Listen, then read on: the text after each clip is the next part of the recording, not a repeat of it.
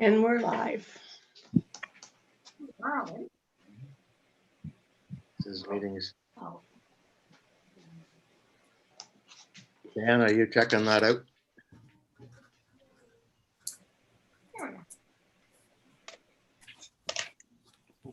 It sounds like we're live. So it is 7:01.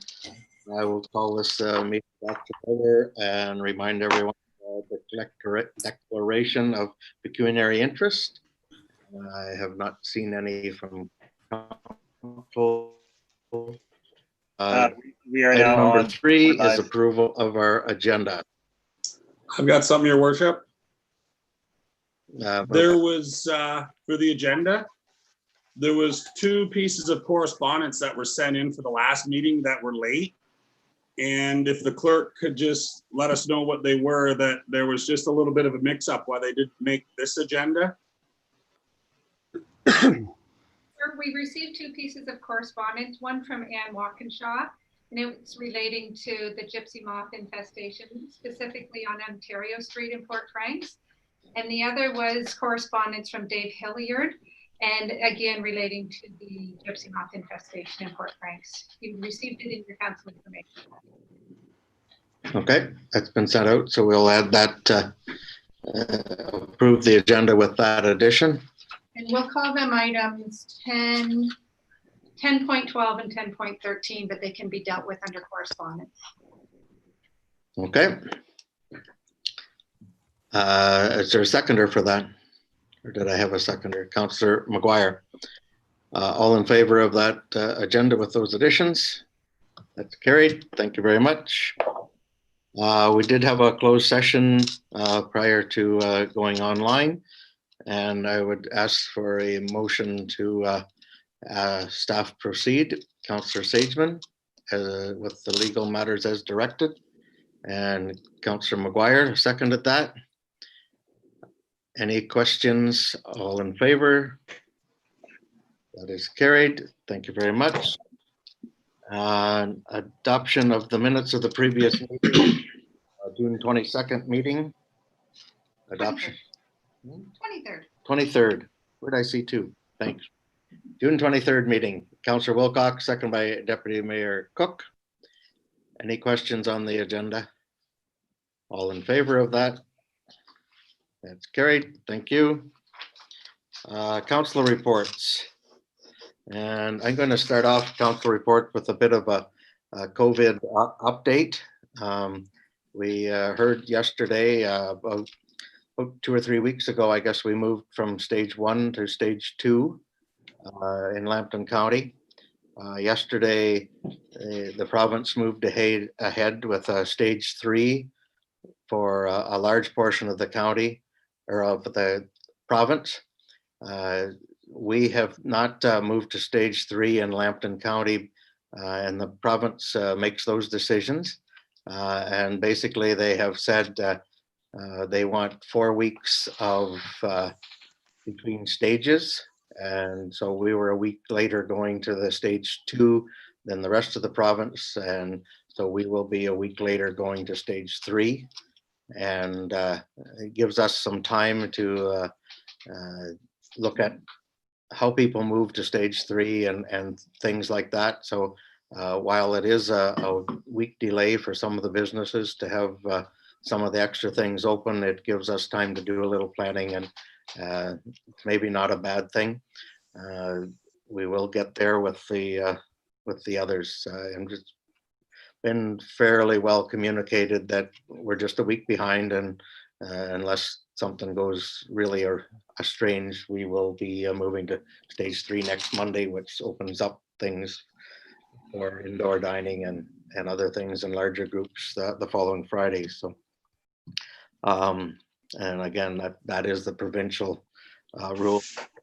We have had extremely warm last couple of weeks, and dealing with opening of our beach and parking issues and a number of things. And I want to commend staff for making adjustments as they go, whether it's with bylaw and how they're deployed. We've had good cooperations from the OPP We've added some bylaw folks. There's a number of issues in Ipper that have been dealt with. Some of the M&R lands, that's been looked after, and the province has been helpful on some of that, although slow to do it, but we've gotten there. So a lot of challenges with parking. All the different staff have done a great job. So I'll leave it at that. I think it's certainly challenging times, and there has been lots of suggestions, and I know we've got different emails, different actions to take, whether it's one way down Main Street or whatever in Grand Bend, one-way foot traffic. So those things have all been looked at, and options of how to go forward, and I think they're being looked at objectively, and come to the conclusion that we're doing what we need to be doing at the right time. So we'll see how that goes forward. So that's my council update. Anyone else have any comment? Or Councillor Scott? Are we going into my councillor report now, or were you asking for comments on yours? Go to your council report. Okay, thank you. I was privileged to go down and watch the Phragmites group do some work on Outer Drive at the Owl Lake location, and they went back and revisited a section that they had done last year, and they took out the dead stuff, and our staff was going down to pick that up. I would assume either tonight or tomorrow morning. They cleared out a couple sections, and it really is starting to look like a lake again instead of a swamp. And it really has some good things. They remind me that when we're thinking of budget, to add, $100,000 or so to the budget for them so that they can continue to work on the different things. They have the other side of Owl Lake to do, which runs into the Mud Creek drain. And they were really good with that. So it was really nice. They had a total of 43 people. They did Ipperwash yesterday, and they did Port Franks today. There were 43 volunteers and 8 staff members, same for both days, but that, as you added into the work levels, that's what they had. So it was a good day. Kudos to the volunteers again. Thank you. Any other council reports? Seeing none, thank you for that. Item 7 is statutory public meetings. We have none scheduled. Item number 8 is Councillor Scott. Is this where we're going to talk about Romaine Fullerton being able to present today?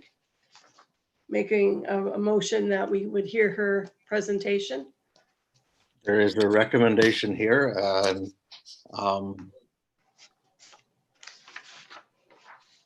So, yes, there's no denying that many residents of Lambton Shores have experienced the devastation of the gypsy moth this year.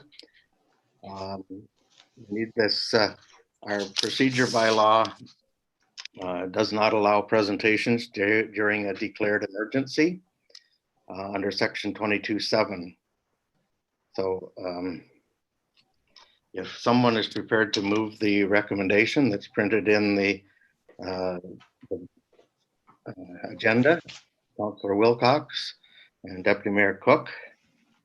There's a recommendation that council considers the presentation to be time sensitive, and that Romaine Smith Fullerton be permitted to make the presentation during the July 14th meeting. Your worship, I think Councillor Scott moved that motion, and I'll second it. Is that correct? No, that's a different motion. To listen to the presentation? We're at item 8.1. Yes, and that's Romaine Fullerton. Motion is subject to the council's resolution. Yes, and I wanted to move that one. That's what I was heading for. Yes, and I was just seconding it, your worship. Okay, so that's been moved and seconded. And I just have a little, we need to vote on that motion. Councillor Also, that was the recommendation there. We're waiving our procedure bylaw to allow presentation. All in favor of that? That is carried, unanimous. Thank you. Oh, I have Lorraine, I'll let her into the meeting. Okay. You let, That was notice of motion. pardon?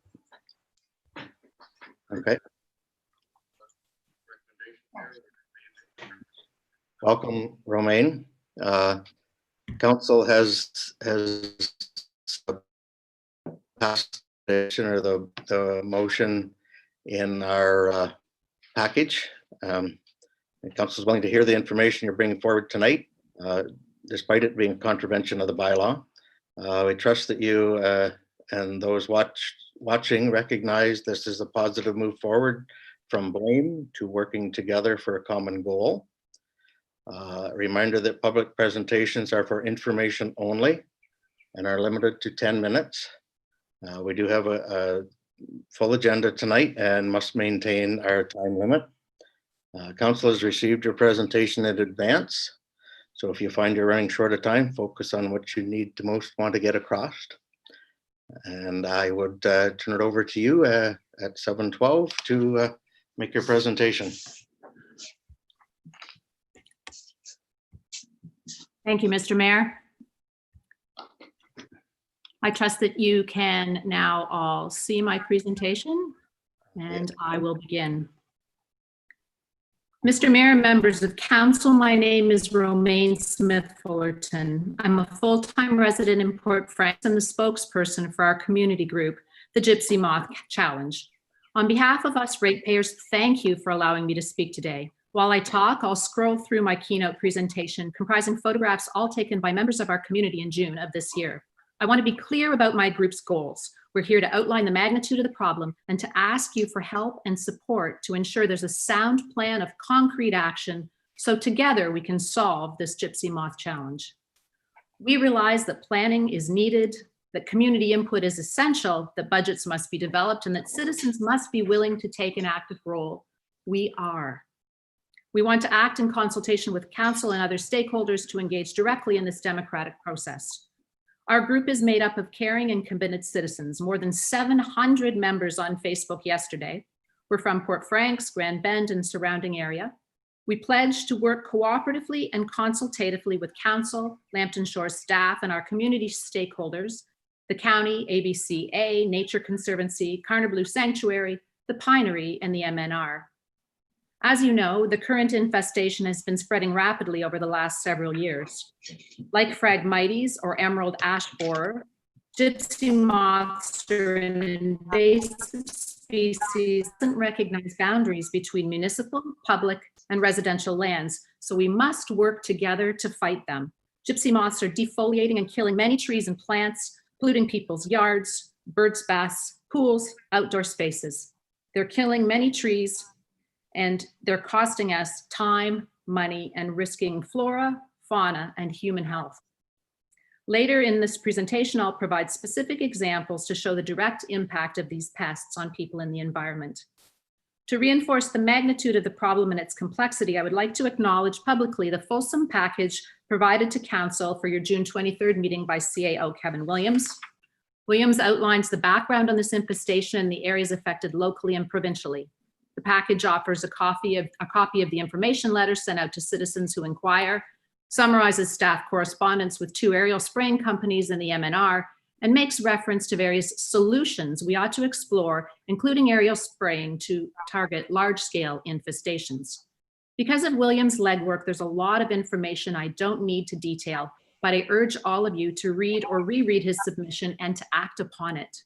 Williams says, and I quote, "The municipality has established contacts with most community associations and large tract forest stewards, enabling it to play a role providing public information related to the pest and sharing in the coordination of any planned response by affected property owners."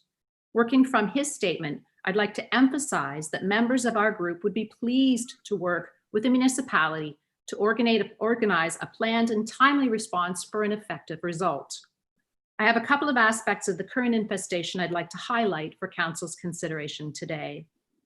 First, all of us who live in Lambton Shores are stewards of a fragile and incredibly rare ecosystem known as the oak savanna. To put some numbers on this, 99.3% of the world's oak savanna has been destroyed or altered beyond repair. Port Franks, together with its neighbor, the pinery, account for nearly 50% of the world's surviving savanna. This information is readily available online. I refer you to the 2 sites from which I drew this information. Our municipality is ruled, and rightly so, by a number of stringent regulations around building siting and tree removal precisely because our environment is unique and threatened. We already protect our trees and Indigenous species in a variety of ways. Thus, our community group sees some kind of intervention to curb the infestation of gypsy moths as aligning with existing and long-standing regulations. In terms of knowledge about the issue and widely accepted ways of dealing with it, I refer council to the 2009 Lambton County Heritage Forest Management Report, which highlights in its opening pages that there is little oak savanna or pine barrens habitat left, and preservation is a key goal. Further in that same paragraph, it notes the aspiration even to enlarge and improve on the current Indigenous tree habitat. Near the end of the report, the St. Clair Conservation Authority writes, the biological insecticide BTK is now considered to be the best product to control outbreaks of gypsy moth. This is the route many municipalities like Toronto, Etobicoke, Pelham, and Sarnia have taken. To be clear, while BTK falls under the large umbrella of pesticides, it is an insecticide that's approved by Health Canada for routine application to our fruits and vegetables. It's even approved for use by certified organic farms right up to the time of harvest because it's non-toxic to humans. Additionally, if BTK is sprayed at the right time of year, it does not harm most other insects. For example, does not harm monarch butterflies. Williams' report to council also outlines a very reasonable cost for BTK, as little as $100 an acre, as well as highly effective results. Working with you, staff, and stakeholders, we would like to explore this option. On a more personal note, I would like now to share with you what this infestation has been like for our community members. There's no doubt that people's reaction to the gypsy moths has been heightened because of the pandemic, where all of us have been largely confined to our own properties. Imagine for a moment that you couldn't go outside. The majority of us live here because we love nature and we love our trees. We invest a lot of time and money on our surroundings, and we do our best to be good stewards of our land. Williams' report noted that many of the worst hit areas for defoliation abut forest tracts, but even along inner streets, there's a nearly complete defoliation. Here are some examples.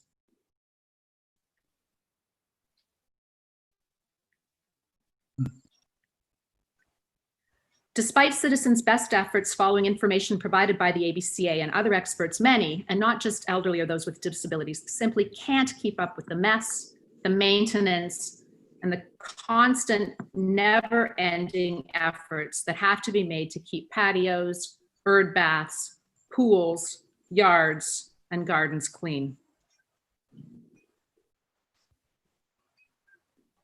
Of course, there are other costs. People are spending hundreds of dollars on tape, tanglefoot, moth traps, soaps, sprays they apply personally, some harmful, and the contracting of experts to fog or spray entire properties. We are then reinfected by neighboring tracts or municipal trees, which on my street alone constitute nearly 100.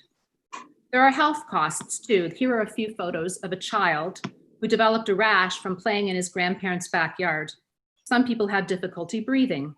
While I don't have photographs of this, many residents have told me how personally devastated, frustrated, and yes, angry that they feel. I hope you will acknowledge the awful situation and will agree to help us channel our emotions in a positive way. Like COVID-19, this gypsy moth infestation is happening now, and we need a coordinated approach because it doesn't respect human-imposed geographical boundaries. There is an urgency to choose a path forward. The letter from Zimmer Air states that some actions like aerial spraying need a lot of lead time, and we need an expert assessment of the situation, like an egg count in the fall and a plan of action to target areas. If spraying is the choice, we need letters of permission from landowners. And finally, BTK, the spray that's recommended, must be ordered many months ahead because it's in limited supply and has a shelf life. While I hope I've made clear what the infestation is like now, we must look to the future. Experts say that healthy trees can survive a couple of years of defoliation, but we're more than 2 years in at present. For some areas, this is the third summer of infestation, and with climate change bringing drought, warmer average temperatures, and less severe frosts, the population of gypsy moths can continue to grow. The lives of our trees, our landscape, and our fragile oak savanna ecosystem is at stake. Its ongoing sustainability is vital for the health of our businesses, our tourism, our property values, and the well-being of all who live here. Should council be willing, I would be pleased to provide you with the name of a core group of us who are at the ready to work with you closely, with staff and with stakeholders, to make informed and thoughtful choices for action for a happier and more prosperous 2021 and beyond. I'm happy to take questions from you at a later date should you wish to follow up. Thank you. Thank you very much, Romaine, for your presentation today. I believe council very much understands the severity of the infestation and the interest of the community to see a plan put in place for 2021. Staff has been working the past couple months with experts and other public organizations on a plan to move forward.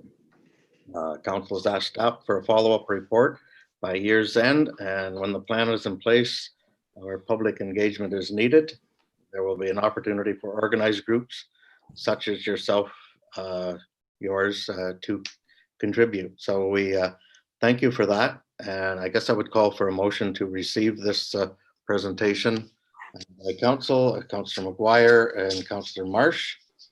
All in favor of that? That's good. Thank you very much. And thank you, Romaine. I'm sure there'll be follow-up questions and information shared by the municipality as we move forward on this. Just a comment, Mr. Mayor, if I may. Thank you. I just want to thank Romaine for her presentation. I think it was very timely and most important. But I just do want to point out that, that this is an act of nature and it was not caused by Lambton Shores Council. So those folks that decided to send all the nasty emails and post all the derogatory pictures on Facebook, grow up a little bit. It wasn't our fault. It wasn't caused by us. We're going to work with everybody to hopefully get a resolution for this going forward. So, let's just all work together in this. Okay, thank you. We will move on. That was carried, the motion to receive.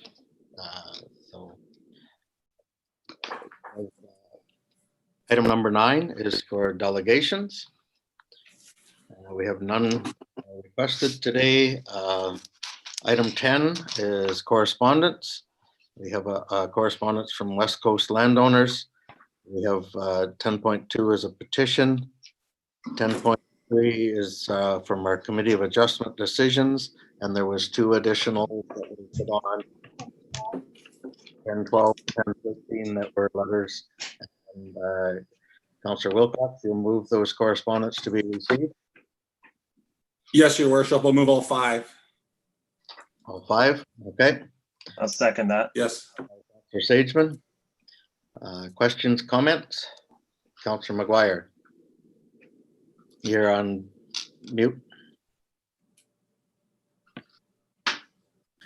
Just looking at the petition that was sent in, do we have a policy for receiving petitions from the public? We do. It's in our procedure bylaw that we do. Okay. But there's nothing as far as geographically, like there's addresses from Singapore now with this change.org where people go online and just blast it on Facebook. Like a couple pages didn't even have anybody almost in North America. But I don't know whether we can develop some kind of policy that will accept a petition if it's from a geographical area and not sent out on the World Wide Web. Yeah, we can look at that with the procedure bylaw. We can possibly update that. Yeah. Councillor Scott. I have another petition that I will drop off to Stephanie at some time in the future of 150 people that did sign from our general area. They were not from Singapore and other places, so.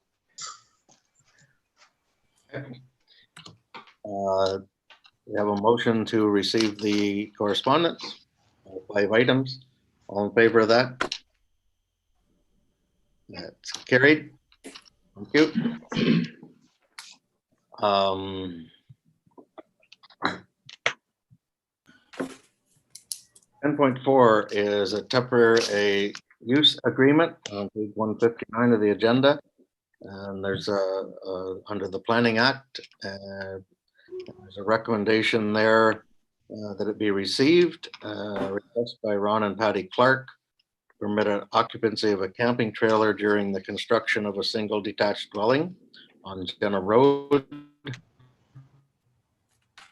And there's a bylaw that's with that be approved.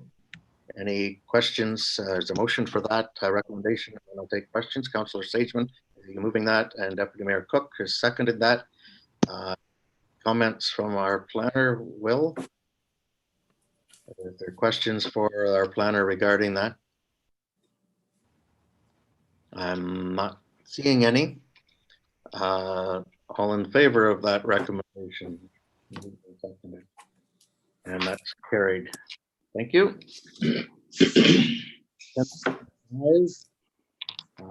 This is a planning report 19, and it's a request to merge lots.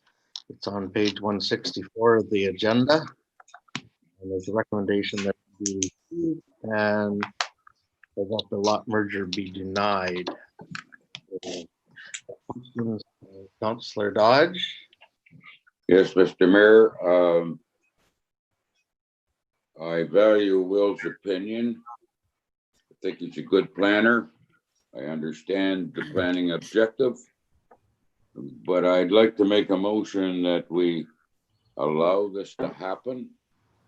I think there is a precedent set maybe 4 years ago in the same subdivision where this was allowed, basically on the same street, only at the far end.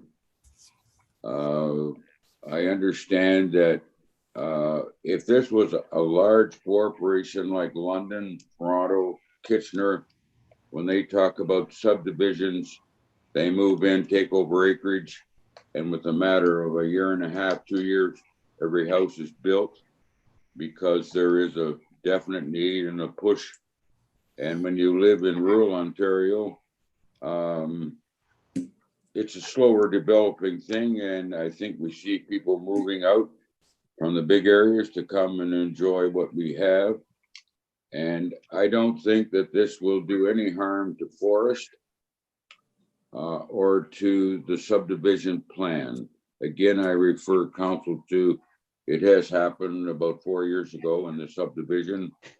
They are, I think it said about 8 years, and then council looks at it to see if they can do something. Well, this is probably about 6th year now.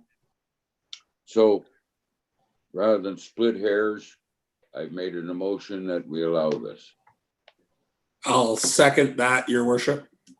Okay, Councillor Wilcox has seconded that. Discussion. Councillor Sageman. I agree with Councillor Dodge. I just would like to point out, though, that planning law really isn't precedent setting. Each case is examined on its own merit. So that's why they look at it individually. But I do agree with you that the fabric of the neighborhood probably won't be impacted by this. I mean, up in Grand Bend, we have plenty of 6,000 square foot houses alongside 1,200 square foot houses, and it doesn't seem to really impact the urban fabric. So it's probably not a bad idea. Okay. Is the mover, any other questions? For the mover and the seconder, there's alternative there that we need to direct conveyance of the strip of land. Yes. The last paragraph in the alternative to consider, is that part of your motion that those things be part of the how the deeming goes? Yes, because it would be, that strip would be coming to Lambton Shores, would it not? And that the landowner stormwater facility legal survey costs all be conveyed, all be part of the cost of this. Yes, if you add that to the motion, that's okay with me. That's okay. Anything else we should add to that, Will? Any other comments on that? We're going against your recommendation here, but it seems to be valid. No, thank you, Mr. Mayor, and thank you for Councillor Dodge's comments as well. I appreciate that. We'll have two options. One would be to take the land off the front and add it to the street. One would be to take it off the back and add it to the storm pond. So I would suggest that staff work out with the developer, which would be the best option, and that any costs be associated with be paid by the proponent associated with surveying and legal costs. Okay.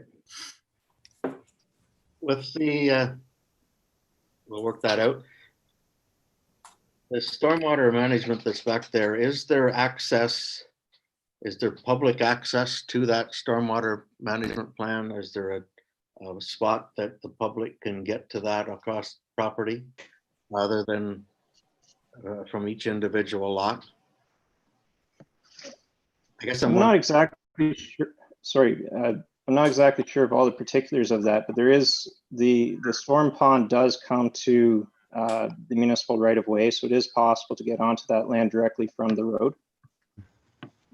Okay, I guess my thoughts are whether there was a possibility for a walkway between the two lots taken off the side of the one lot to have access to the storm pond, whether that's a consideration or not. But if there is access, that there could be a walkway around pedestrians, places to take a dog for a walk, possibly give that consideration as well. But that's not part of the motion. It's just how to, I know pedestrian access is something that's always questioned. Can people get to a spot to sit and watch this? I guess from that, it would be a sunrise at the coming over the storm pond. I will leave it at that, and we'll. So the motion is that they be allowed, subject to the conditions that's listed in the alternatives to consider in the last paragraph, and the cost be to the landowner and whichever end of the lot, whether it's on the stormwater side or the road side. So any further questions or discussion regarding that? All in favor of that? Opposed? That carried. Thank you. Item 10.6. Thanks, Will. 10.6. Yep. Popular boat launch. There's a recommendation there that it be received and that the staff be directed to complete the installation of a lockable gate, the boat launch, and that a 2020 fee be waived for Port Frank's residents, and that a fee for a key be established for 2021 and subsequent years. Moved by Councillor Scott, second by Councillor Sageman. Questions on that report, on that direction? Seeing no questions, all in favor of that recommendation? Carried, thank you. 10.7 is the Grand Bend Electric Vehicle Charging Station on page 172. Recommendation that the report be received and that council supports in principle the installation of 2 level 3 vehicle charging stations in Grand Bend at the condo lot by Green Dot Group Charger Quest Inc. And staff be directed to finalize an operations and maintenance agreement for approval at a future meeting. Councillor Wilcox and Councillor Sageman, are you moving those that report? and principal. To go forward, any questions regarding that? Deputy Mayor Cook. Thank you. Through you to Steve. Are all the installation costs borne by the companies, or the municipality going to be picking up some of those costs? So through you, your worship, at this point, the agreement that's been put forward, or the proposal that's been put forward by the company, is that they pick up all the costs. So there, at this point, we have not committed to any costs for the installation or operation of the units. Okay. Councilor Scott. Will, Mr. Mayor, through you to Steve, will there be a loss of any parking by putting these stations in there? Will they still have to pay parking charges? Like, how will that work in that respect? So through you, your worship, I think that's some of the things that'll get worked out in the agreement there. So there's 2 chargers going in, so it would take up potentially 2 spots. They would be a pay for use type of a charger. And that's how the company would recoup their investment. So the actual details of how the parking spot would work, do they need to pay, do they not, how does that work, that's what would be worked out in the agreement once we do it. Okay, thank you. You, Councilor McGuire. Yes, your worship, through you to our Director of Community Services. Will there be a time limit on this, or like a lease period, like 4 years, 5 years? Well, there would be, I'm sure there's an end of life on the actual chargers themselves. Mm-hmm. But I mean, at this point, with the proponent paying the entire shot, and with the estimate what it is, now, assuming, I think he's assuming he's going to get some funding, which we hope he does. Mm-hmm.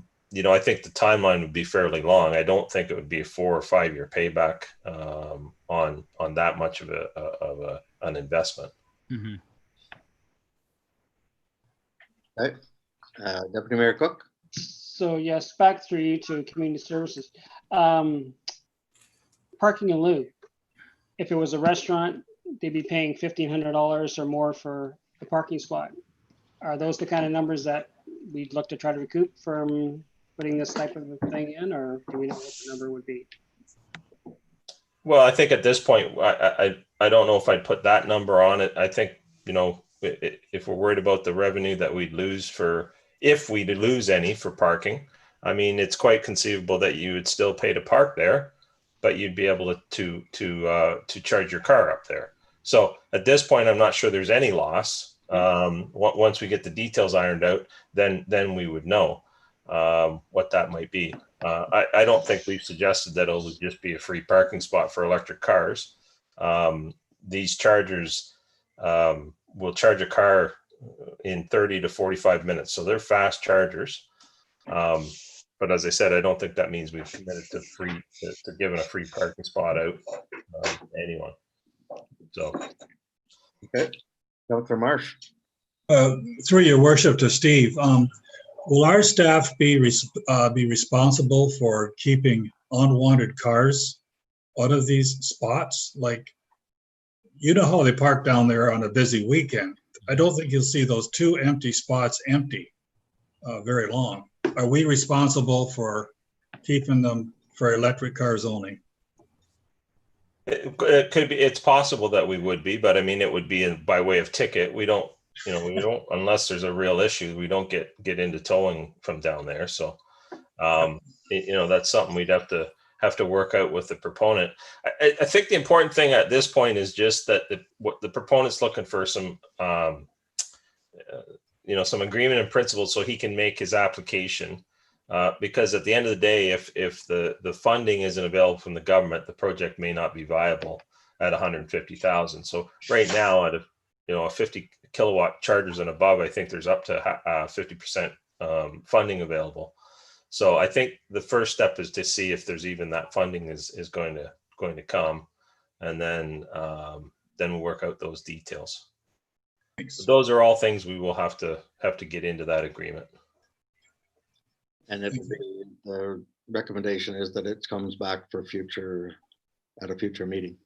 But yeah, of course, it would have to have it'd be council that authorizes the agreement. We're agreeing to this in principle. All in favor of that recommendation? Carried. Thank you very much. Finance, 10.8. Development charges statement, recommendation that it be received and that it submission to the Ministry of Municipal Affairs as the Development Charges Act, and that credit for roll, that number there, be included in the wastewater services allocation. Moved by Councillor Sageman, second by Deputy Mayor Cook. Any questions to Janet regarding that? Seeing none, all in favor? Seeing none, all in favor, as everyone froze up. There we go. Thank you. 10.9 is Treasury Report 18, cash in lieu of parkland. Recommendation that the report be received and the statement presented, and that the Treasurer's cash in lieu of parkland be posted on the Lambton Shores website. Moved by Councillor Sageman, seconded by Councillor McGuire. Any questions regarding that parkland? Seeing none, all in favor of that? That's carried. Thank you very much.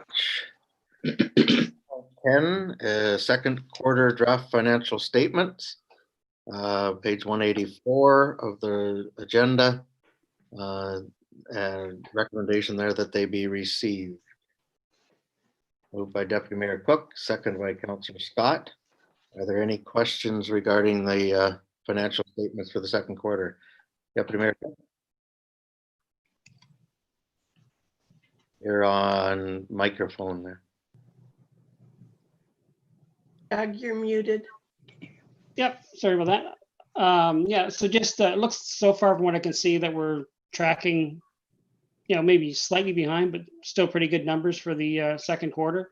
At this point, I don't think there's any cause for alarm based on what I can see in the numbers, unless the treasurer is going to tell us something different. But it looks like we're still tracking well for revenue based on that. Considering the COVID situation, we still look to be doing quite well. Through you, Your Worship, I believe we are tracking well. As much as we're not seeing the revenue, we're also not incurring the expenses in certain areas. Okay. Any other questions regarding this quarterly report? Seeing none, all in favor of that, receiving it? That's carried. Thank you very much.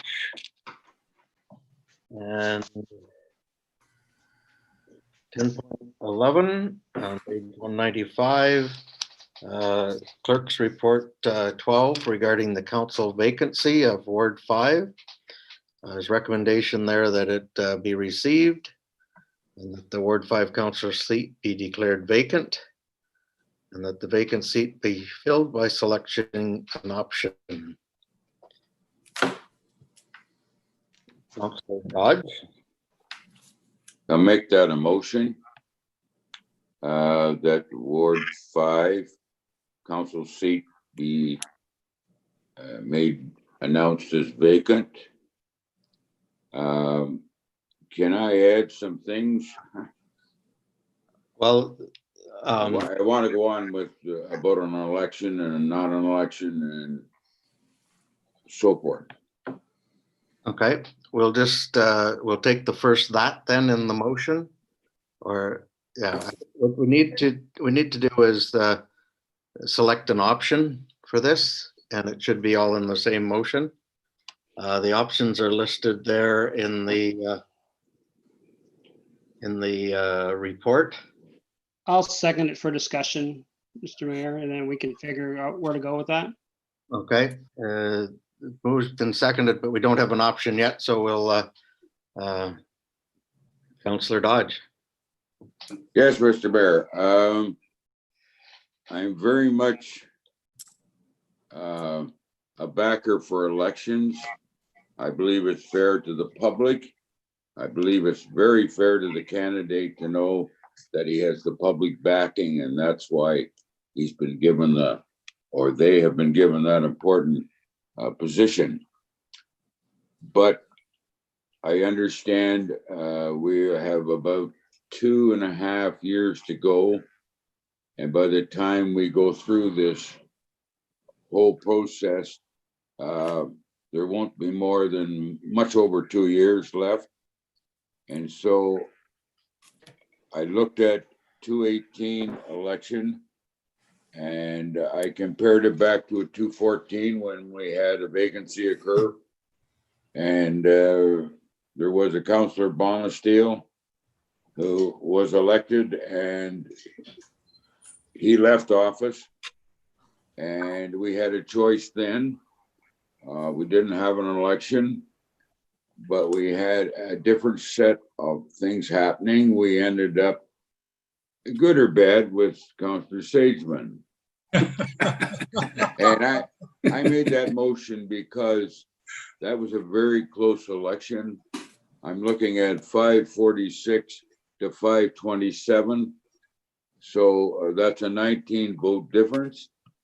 And that's like 49.2 equals 49.3. And so we were lucky to get Mr. Sageman. And on that basis, I believe he had the confidence of at least 50% of the voters. And some days, all of us sitting here don't have that much. So that's how we handled that. So in that event, I suggest that this won't work in Ward 5 this time, because I look at the vote counts and Good Hand sat at 446, Ferguson sat at 190. That's a variance of 246. Now, Good Hand would appear to be better than 2-1. So I think that's not that you can put Mr. Ferguson in on the same grounds that we put Mr. Sageman. So I think we go to the recommendation that says we will advertise. If that's the right wording, you have to ask the clerk for people that want to put their name in for this position. And then we go through the process of elimination. They are interviewed, et cetera, down to the point where council determines which person is the successor. Is that all the points that are covered for that way of doing it? Yes, in the end, you're saying option 1A. I knew you'd clean up the long language to 1A. Option 1A is appointment by call for application. And that is what you're making as the motion. I'll make that as a motion. The seconder agreed with that option 1A. No, I don't. I'll second that motion then. Okay. Councillor Wilcox. Just a question. If the runner-up, Mr. Ferguson, was to apply, he would be considered the same as anybody else with option 1A. That's correct? That's good. Could be. Okay, that's, yep. Councillor Sageman.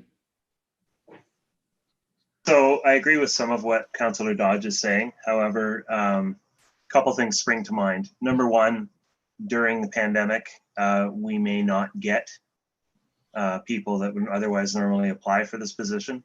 And I look at, I mean, obviously this is a situation by which I came to council, but the way I look at it is what we've got going on is Mr. Ferguson had the inclination to run in an election. He presented himself at the all candidate debates and nights and campaigned and received a significant number of votes. He certainly didn't receive as many as Councillor Goodhand did, but he did receive a number of votes. So it shows to me that he has both the inclination and the interest in serving in the position. So that's, to me, I would be more along the lines of appointment, especially given our current times of pandemic and limited people coming out and people that may not apply. I just think it's a good idea maybe to look at that option. Thanks. Councillor Marsh. Yeah, thank you, Your Worship. I agree with Councillor Sageman.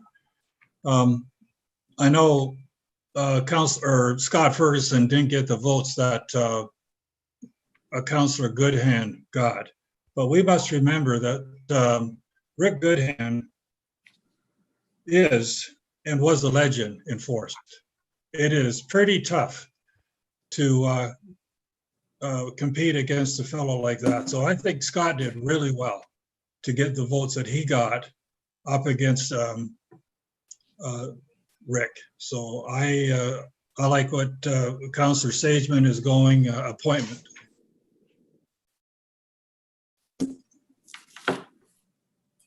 Okay, frozen up there.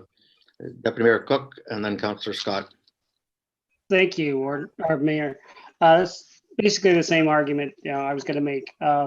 If you look even at Ward 4 in Forest, the incumbent had a significant advantage over anybody that ran against him. There was very few people that could come up to the quality of Rick when it came to trying to run for his seat. Same as it would be up against Councillor Dodge for his seat in Forest. So to put him down because of the fact that he didn't get the votes, I agree with Councillor Sageman that he did get a significant number of votes based on the fact that Rick was very well known in the community. So that's why I did not support option A, and I would like to see just straight appointment to go, and I would move with that. Councillor Scott. Previous to 2010 election, that year there was a Ken Evans, I believe, in Arcona passed on, and they had to fill the position. And I also believe that Jeff Zavitz in Thetford resigned, and there were two positions that came up, and the option 1A was basically the option that it was.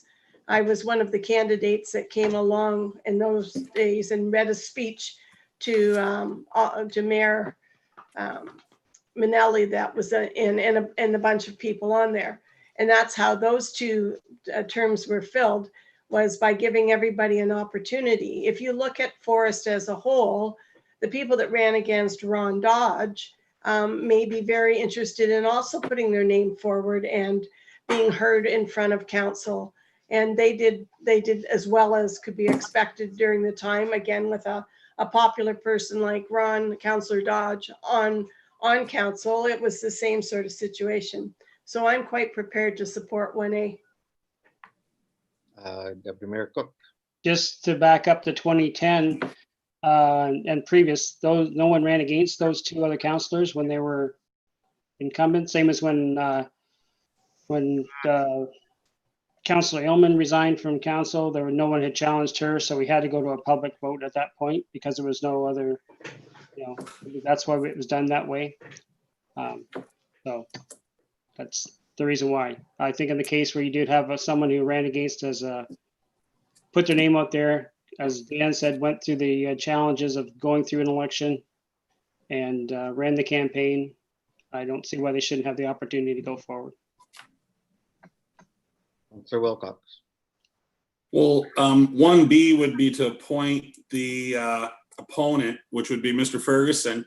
If he didn't want the position for whatever reason, then we could look at 1A, but there's a fair bit of merit to the person that ran against the person. They showed interest, they got the signatures, they paid their money, they campaigned. I give some value to that. But if they decide they don't want to do it, well, then we're looking at applications, obviously. So that's kind of why I asked if he applied on the 1A, would we look at him, or do we just go 1B and give him first shot? That's the discussion there. Okay. There's a motion on the floor for 1B. It's been moved by 1A. Oh, for 1A, sorry. Motion on the floor for 1A, that's applications. And moved by Councillor Dodge and seconded by Councillor Scott. Any further discussion on that? Can we have a recorded vote, Mr. Mayor? You may.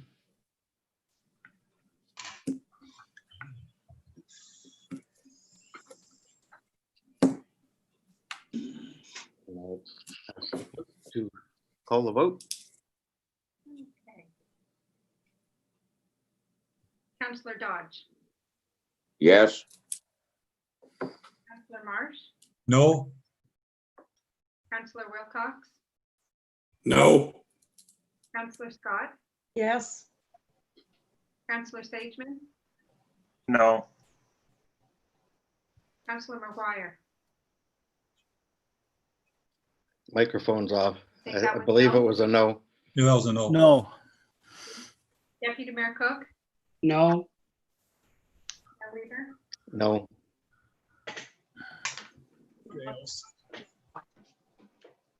Okay. We're looking for another motion. Would be the same recommendation with changing the 1A to 1B, your worship, so moved. Second then. moved by Councillor Wilcox and seconded by Deputy Mayor Cook. No name tags.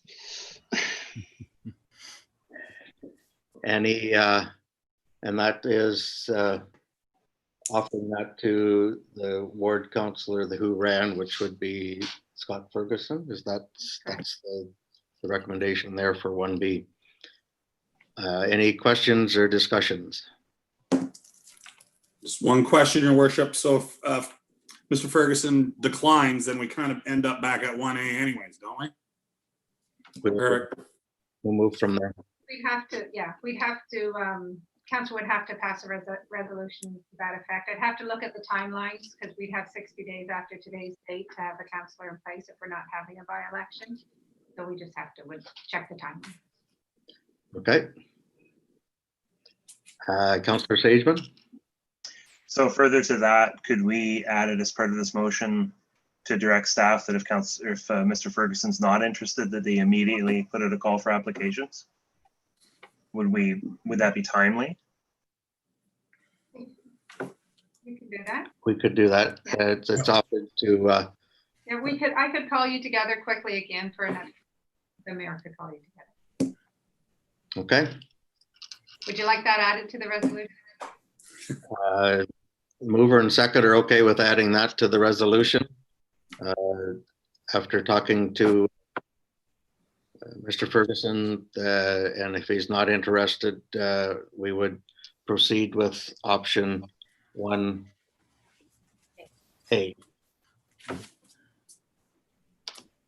Okay. Questions? All in favor of that recommendation? Opposed? That is carried. Okay. We are on to item number 11, which is notice of motion. There's a motion by Councillor Scott.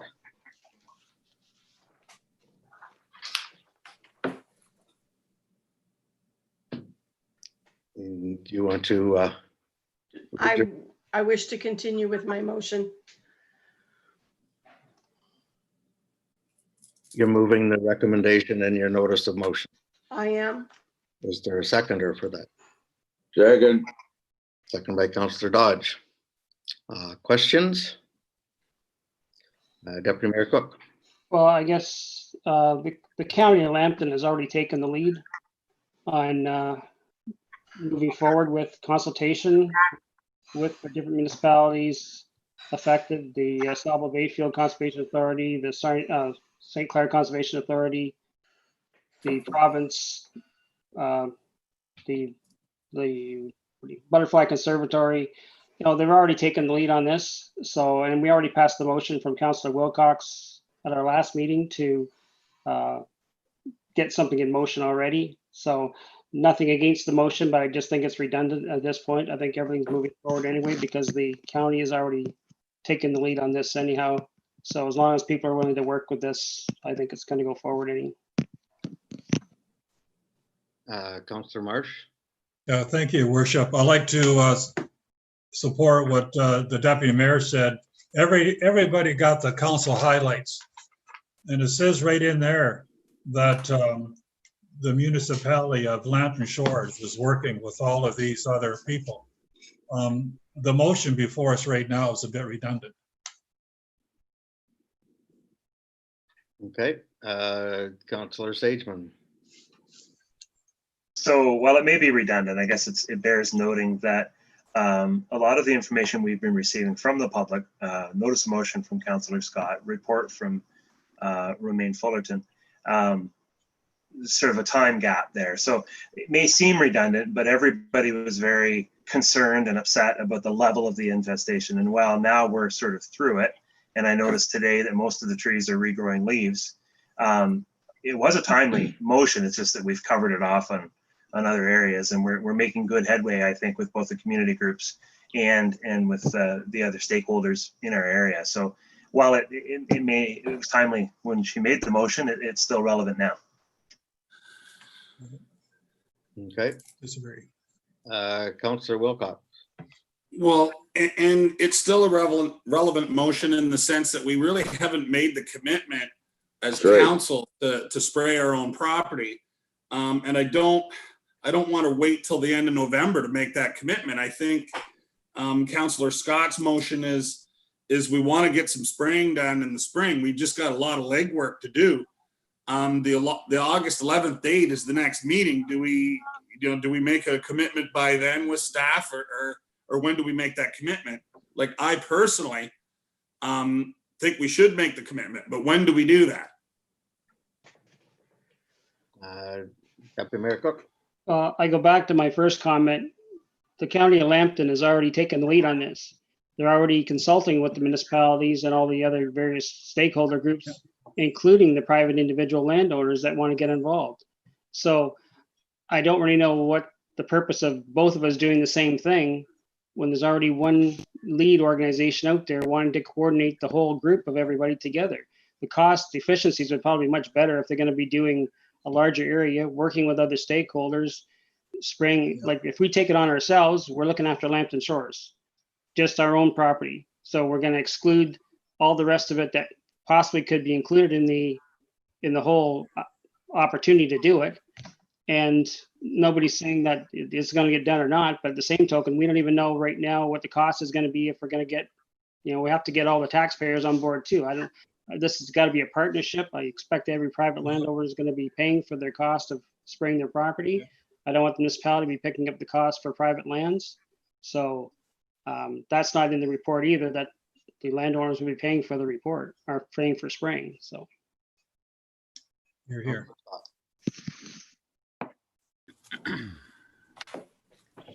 Councillor Scott. Okay, when I asked last meeting about this motion, I was told that this motion would still be a motion that was to be considered. So number one, we're considering it. Number two, there are lots of things that we can do as a council, and one of them is to start things into motion. There's nothing to say that we, for example, could not go out right now and buy a bunch of the gypsy moth packages that you put up with the pheromones in and put them on our own properties. There's nothing that says that we can't go out there and do things. So you can vote as you want to, and that's entirely fine up to you. And you can talk about the lead being done by something else, but Lambton Shores hasn't really done much to help the people of Lambton Shores. And I really think that you're looking at it from another perspective. And I think that this should still go forward. That's mine. I believe Councillor Dodge had his hand up. Councillor McGuire, Sageman. Councillor Dodge. Yes, Mr. Mayor. I understand all the stuff about the counties taking the lead. Everybody's involved. Our own municipality has got a motion on the table that we're coming back in December to see what we're going to do. I'm pretty sure what we need to do. Let's make a decision to spray. And we need to have the MRI, the Pinery, and we need to have Kettle, Stony Point people involved. And we need to spray everybody at once. You can't spray on our side of the road and not their side of the road and vice versa. So there's going to have to be some legwork. And maybe Deputy Mayor Cook is stating that Lambton County is prepared to do all that. Well, that's good, but the main issue is still in Port Franks and heavily in our municipality. So I just would say, when I listened to Councillor Wilcox said, well, are we going to make a decision in August? Well, that would make sense to me. And yes, the ratepayers are going to have to pay shares. We're not spraying the whole thing for everybody at our cost. We understand that, and they should understand that too. But I think we need to speed up this decision rather than another report, and in January, February, and then we find out, well, we can't get anybody sprayed now because they're all busy, so we've missed another year. And I think that's the fear of the taxpayers, and I don't think the fear is how much it's going to cost. It's the fear of another year and another mess like we've had. So that's why I have supported Councillor Scott's motion. I thought it speeded the whole process up to get an answer for everybody's concern. Thank you. Councillor McGuire. Yes, yes, Your Worship. I will support this motion just because if it's coming back at the August 11th meeting, like the Deputy Mayor said, if the county is going to take the lead on that, then perhaps the staff report will give us more direction on what exactly or how this is going to work with the county and the private landowners and other affected individuals in the area. So I would support this motion 100%. Councillor Sageman. So I guess where I'm coming at with this thing is this is not new to Lambton County and to Lambton Shores in particular. We've had infestation since 1994 that I can remember. 94 was as bad or worse than the current infestation. And at no point in the history of our municipality or the township of Bezanquet or the village of Grand Bend have we paid to spray on private property. I agree that there should be a coordinated effort, but this whole assumption that this is something the municipality should by default have been doing, to me, is not a good assumption because it's not new. It may be new for people that haven't lived here very long, but this is the third time that I've been through an infestation this bad on my own property. So, you know, the other thing to remember is about this motion, I do agree that we need to see some type of a report back to us sooner than later.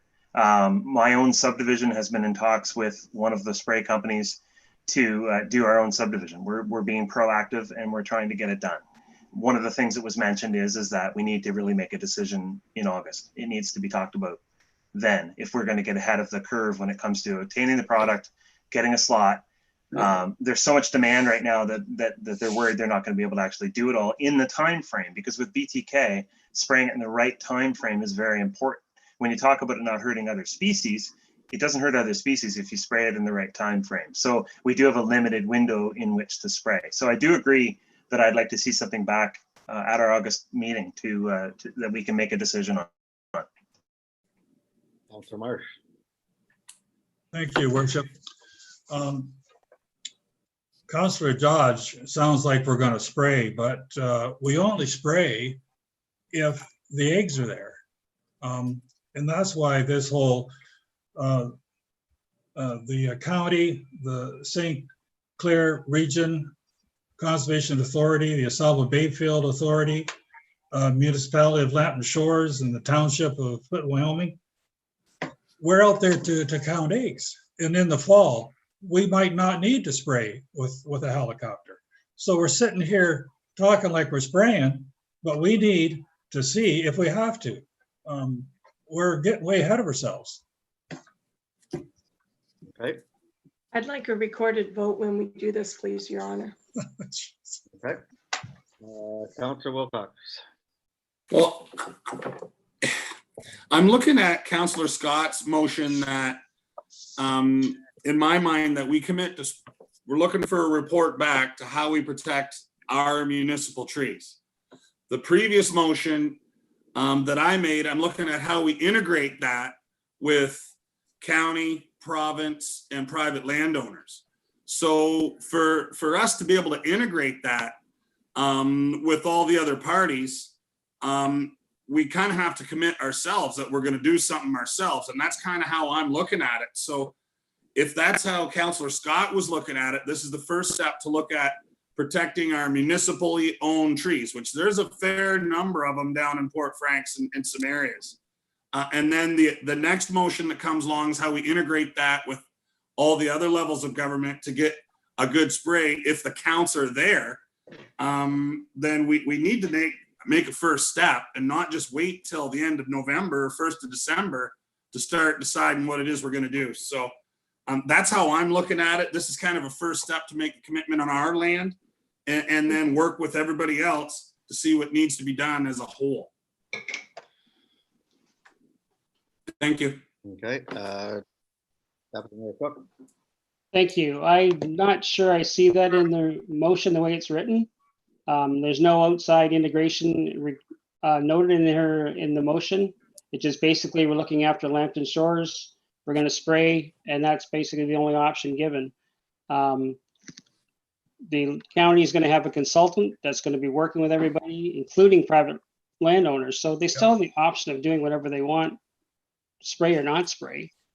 That's why I'm not saying this is a bad motion. All I'm saying is that we already started the process with Councillor Wilcox. So we're to second another motion that's already got something in motion where you've just been going sideways with what you're already doing now. That's why the county's taken the lead to go forward right out, you know, because of what's been said by the different municipalities. That's why they jumped in the lead. So we already started the process last month by voting on it. Okay. Councillor Marks and then Mr. Williams. Thank you, Worship. Is this the motion where it says that the municipality will supply BTK to anybody who wants it? Yes. I'm definitely against that. That doesn't make sense. If we have to supply BTK to people, that means there's been a total failure, like we've screwed up. That doesn't make sense at all. That was going to be my question. I would ask. Doesn't make any sense at all. Councillor Scott to clarify, because it does say the provision of BTK to residents in affected areas of the municipality upon request. Is that a blank check for the municipality? Absolutely not. Nobody has said that I'm asking us to pay for it. There's been no mention of who pays for what on this at all.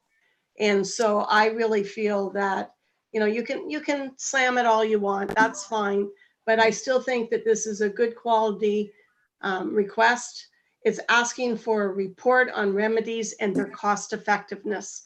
Nowhere on here does it say that you have to go and jump right in there tomorrow and get out your little sprayer and do it. Yeah. Mr. Williams. Thank you, Mr. Mayor. Yeah. Sorry, I think, Mr. Mayor, I'm not clear on the motion. I'm not sure what we are going to know 3 weeks from now that we don't know, that we are more likely to know later in the fall. We will not know what the egg mass counts are 3 weeks from now. We will not know how large an area of the municipality, residential, municipally owned, conservation authority owned, we won't know what the areas of impact are. We will not have any commitments from any of those other large landholding organizations 3 weeks from now. So I guess I'm just not sure. I heard the resolution, obviously, that council made at the June meeting. And I think that resolution led to something towards the end of the year. December, I believe, was the date, which fits in with, you know, all of the recommendations that we've heard to date on when we will get to know what the extent of the infestation is, and so-called where to draw the line. What is a bad number of egg counts Where can we expect there to be an outbreak? Where can we expect defoliation? Where don't we? Are we going to, because somebody somewhere has seen a caterpillar, but in fact their tree has not been severely defoliated? Is the expectation now that we're going to be reporting back on what we do to help that resident solve that problem next year? I guess I'm just concerned that we don't have enough science behind our decision making yet. As far as the options and the cost effectiveness, we do know what the costs to spray an acre of land. Forget about whose land. We know what that cost is, more or less. We know what it costs for somebody to buy a pheromone trap. We know what it costs for somebody to put some tape and some tanglefoot on a tree. So I'm not sure what costs we can provide a month from now that we don't know now. And I'm not sure how much more. And I'm not sure how much more we can lend to the argument in a month. We don't know now. Also, without waiting for the data from the Ministry of Natural Resources, without waiting for feedback from that whole stakeholder group that is Deputy Mayor Cook alluded to as coming together to say, what are we going to do on all our large property blocks? I think that would help inform everybody's decision. I've also heard, certainly we've had calls. I know that there are neighborhood associations right now planning to do something themselves next year. And I think Councillor Sageman made the comment. Yes, there's some need to make sure that nobody misses the boat. But there is a great deal of time yet. August is not the deadline for people being able to make a decision on what they want to do, or making sure that the product is available and created next year. So for me, I'm not quite clear on what the last bullet says. Not sure what I would bring back to you that would satisfy the intent of the mover, frankly, 3 weeks from now. That would be my greater concern. Thank you.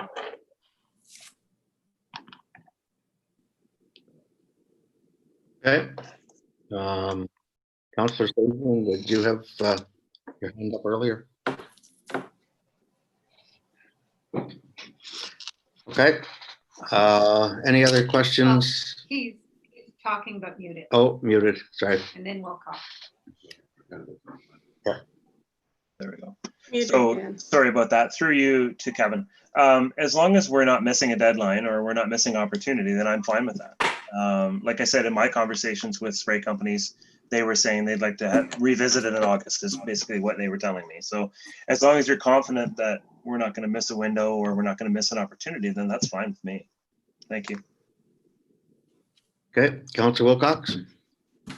Well, we just had a presentation from Dr. Smith Fullerton that offered some help from the public, but we haven't had any organization on that. And by August 11th, that gives us 3 weeks for staff to at least talk to some of the community groups and come back and say, this is the direction the community groups are going. It's just, we've been taking steps in that direction instead of waiting till end of November to find out who wants to work with us. I think a lot of the things that the CAO mentioned would be in that report that's coming back, because Councillor Scott's not asking for a commitment right now, nor is she asking for a commitment then. She's just asking for a report that comes back August 11th as to what we could do, mainly focused on our areas. And then hopefully as time moves on, it's only another 3 months till we get to the deadline for the next one. So I see how one can move the other one along, is how I see it. Okay. Councillor Sageman, did you have, no? I guess I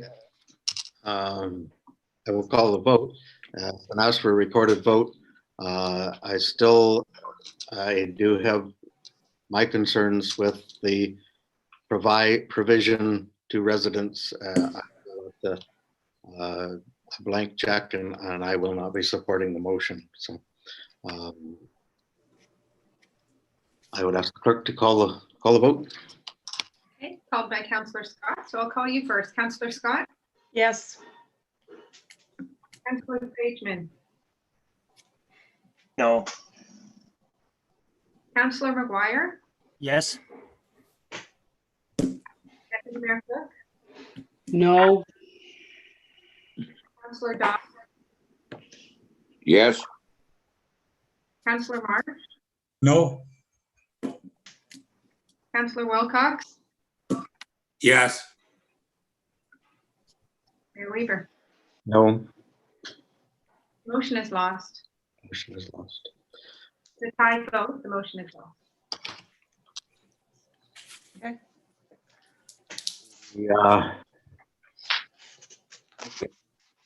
Emergent issues, I see none.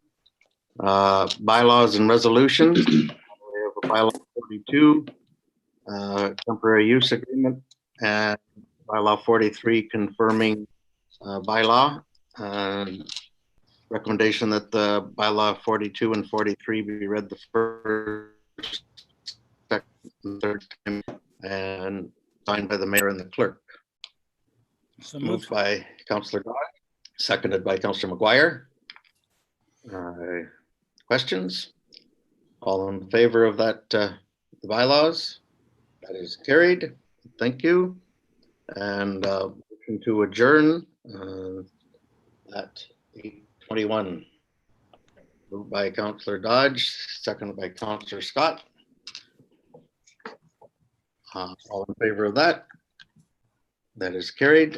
Thank you very much. Our next meeting is August the 11th, I believe.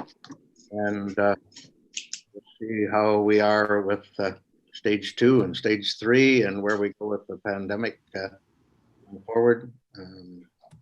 We will let you know whether we are meeting in person, whether that's or whether that's advisable at that time.